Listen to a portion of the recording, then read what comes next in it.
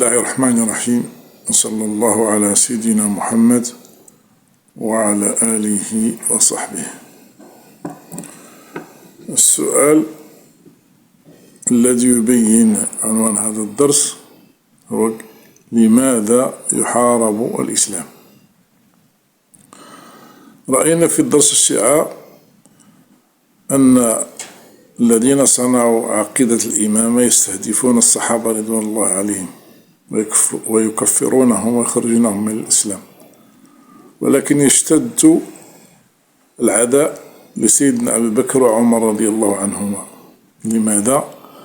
لأنه إذا سقطت عدالة الخلفاء الراشدين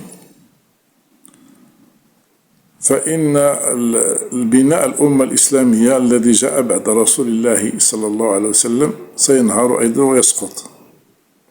لذلك هم يستهدفون الصحابة رضوان الله عليهم لأنهم الذين بنوا الأمة. إذا كان النبي صلى الله عليه وسلم هو الذي جاء بالإسلام فإن الصحابة رضوان الله عليهم هم الذين طبقوا الإسلام، هم الذين صنعوا معنى الأمة. فالأمة الإسلامية تكونت في عهد الخليفة الراشد عمر بن الخطاب رضي الله عنه، واتسعت رقعة الأمة الإسلامية، ويعتبر حوالي أكثر من 80% مما يسمى الآن بالأمة الإسلامية كان تم فتحه في عهد عمر بن الخطاب رضي الله عنه. فإذا سقطت عدالة عمر فإن الأمة أيضا ستسقط، وهكذا. وهذا المنهج لا زال قائما إلى الآن، فلا زال أعداء الإسلام يحاولون إسقاط عدالة الفاتحين. فإذا سقطت عدالة الفاتح فإنه أيضا تسقط معه الرسالة التي جاء بها هذا الفاتح. فترى مثلا يصفون الفاتحين بأنهم غزاة، وأنهم جاءوا للسبي والاعتداء وظلم الناس والغزو على بلاد الناس، وهكذا. فإذا ما سقطت عدالة هؤلاء الفاتحين فإن الرسالة أيضا ستسقط، وهكذا. إذن لا زال العداء ولا زال المؤامرات تحاك ضد الإسلام إلى الآن بأنواع شتى، ومنها مثلا الطعن في الفاتحين. فمثلا يصف الفاتحين بأنهم غزاة، وأنهم يحملون الذهب إلى الخلافة الراشدة في المشرق، وأنهم فعلوا كذا وفعلوا كذا إلى آخره. وهؤلاء هم يقصدون الإسلام نفسه، صراحة يقصدون الإسلام نفسه.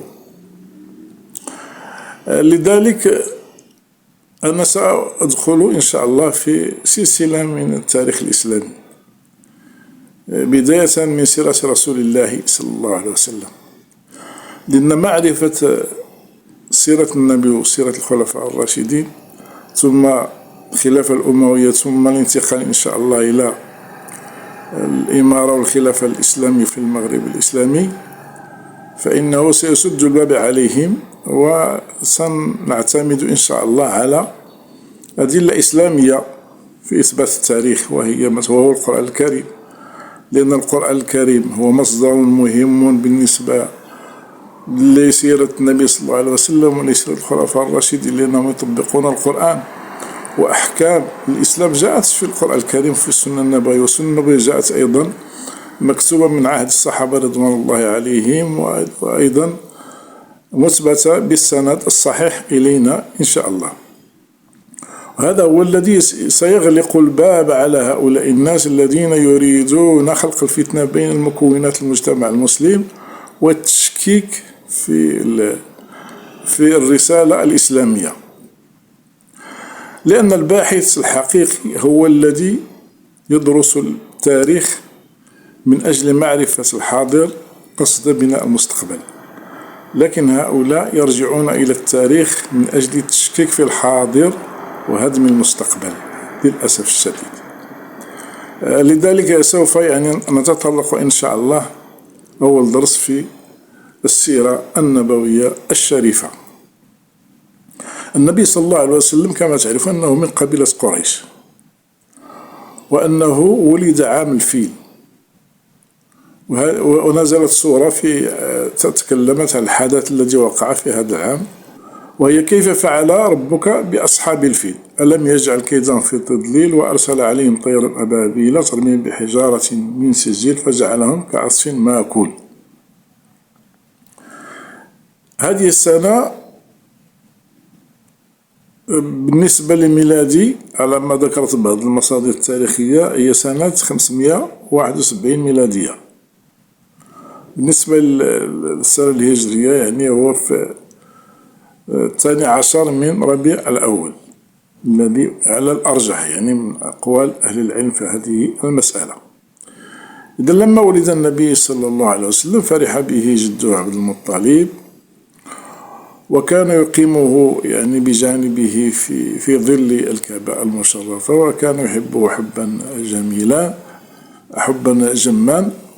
ثم أرضعته أمه يعني أياما معدودات، ثم يعني أرضعته جارية عند عبد المطلب مع عمه حمزة بن عبد المطلب، فهو أخو سيدنا حمزة وأخو سيدنا محمد صلى الله عليه وسلم من حيث الرضاعة، وهو عمه أيضا.